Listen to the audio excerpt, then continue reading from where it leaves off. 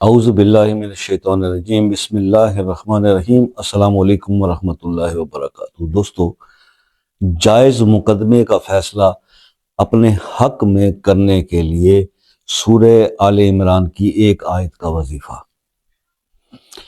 اس topic کا انتخاب کرنے کی ضرورت اس لیے پیش آئی کہ پچھلے کئی دنوں سے جب آپ سے رابطے ہوئے اور واٹس ایپ پہ جو لوگوں نے آ کے اپنے مسائل مجھ سے ڈسکس کیے، تو اس میں بار بار ایک چیز جو ہے وہ مطلب لوگ بتا رہے تھے، خاص طور پہ صرف میرے اسی ملک کی بات نہیں ہے، آؤٹ آف کنٹری اور یو ایس اے کے خاص طور پہ کئی دوستوں نے یہ کہا کہ جی کہ مقدمے کا فیصلہ ہمارے حق میں ہو جائے، کچھ جائز ہماری سلسلے ہیں۔ تو اس صورت میں پھر میں نے یہ ڈیسائیڈ کیا کہ ایک ایسا وظیفہ آپ کے ساتھ شیئر کر دوں تاکہ وہ میرے دوست جو اس ہمارے ملک میں یا ملک سے باہر کسی اوورسیز دوسرے کنٹری کے اندر کسی ناجائز طریقے سے کسی مقدمے میں انوالو ہیں اور وہ حق پر ہیں، تو پھر وہ یہ وظیفہ کر لیں تو انشاءاللہ اس سچویشن میں جس میں وہ مبتلا ہیں یا گرفتار ہیں، اس سے اللہ کے حکم سے ان کی جان چھوٹ جائے گی۔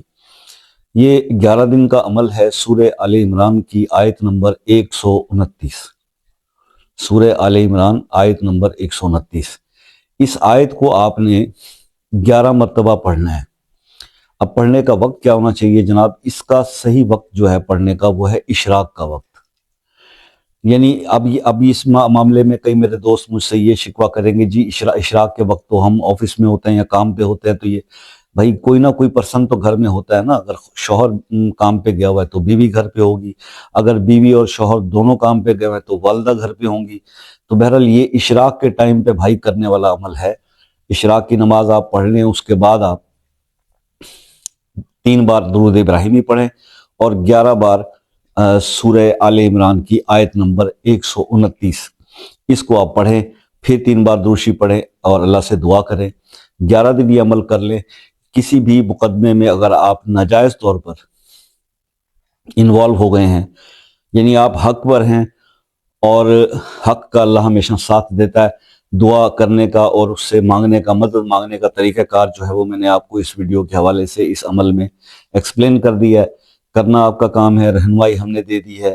مزید کچھ سمجھ میں نہ آیا ہو تو وہ میں نے آپ کو کہا ہوا ہے کہ جی واٹس ایپ پہ رابطہ کر کے مزید تسلی کر لیا کریں کوئی بھی عمل یا وظیفہ شروع کرنے سے پہلے، تو انشاءاللہ اس میں پھر کامیابی کے چانسز بڑھ جاتے ہیں۔ تو اسی طرح سے ظاہر ہے کہ جب اتنی آسان اور مختصر انداز کے اندر آپ کو فوری طور پہ وظیفہ بھی بتا دیا گیا، کوئی ادھر ادھر کی بات بھی نہیں کی، تو پھر لائک تو بنتا ہے، ویڈیو کو لائک کیجئے گا۔ اپنا کوئی مسئلہ جس کے لیے خصوصی دعاؤں میں شامل ہونا چاہتے ہیں وہ کمنٹ میں اپنے نام کے ساتھ لکھ دیجئے۔ اگر اس مسئلے کے لیے آپ ڈائریکٹ بات کرنا چاہتے ہیں، سکریسی کا مسئلہ ہے، رہنمائی حاصل کرنی ہے، تو واٹس ایپ پہ رابطہ کر لیں۔ اور عصر کی نماز سے آنورڈ ہم نے ٹائم رکھا ہوا ہے پاکستان میں، اور اس میں صرف افطار بریک ہوتا ہے اور تراویحوں کا بریک ہوتا ہے۔ اور جو دوسرے کنٹریز سے اب بہت اچھا ہو گیا کہ لوگ یو کے، U S A, Canada, New Zealand, Australia کی جو دوست ہیں باہر کے ممالک کے، اب وہ میسج کر کے ٹائم لینے لگ گئے ہیں، شکر الحمدللہ۔ تو اس سے یہ ہوتا ہے کہ ان سے بات کرنے میں آسانی ہو جاتی ہے اور ان کا مسئلہ تسلی سے ڈسکس ہو جاتا ہے۔ تو اسی روش کو آپ قائم رکھیے گا۔ باقی میں ہمیشہ آپ لوگوں کے لیے دل سے دعائیں کرتا رہتا ہوں۔ رمضان کے بابرکت دن ہیں کہ اللہ پاک ہمارے روزے اور نمازوں کو بھی قبول فرما، اور میرے جتنے بھی مخلص دوست ہیں، چاہنے والے ہیں، جو اس چینل پہ آتے ہیں، ویڈیوز دیکھتے ہیں، اور ان کے لیے میں دل سے دعا کرتا ہوں کہ یا رب العالمین ان کی مشکلات کو حل فرما، ان کے تکالیف کو دور فرما، ان کے رزق کو وسعت عطا فرما، ان کی اولادوں کو ترقیاں، خوشحالیاں نصیب فرما، اور یا رب العالمین دنیا اور آخرت دونوں سنوار دے۔ یہ دعا ہونی چاہیے ایک مسلمان کی۔ آمین کہہ دیجئے۔ اور آپ سے ہمیشہ ریکویسٹ رہتی ہے کہ اپنی دعاؤں میں یاد رکھا کیجئے، ایک دوسرے کو دعا دینے میں کبھی کنجوسی نہ کریں۔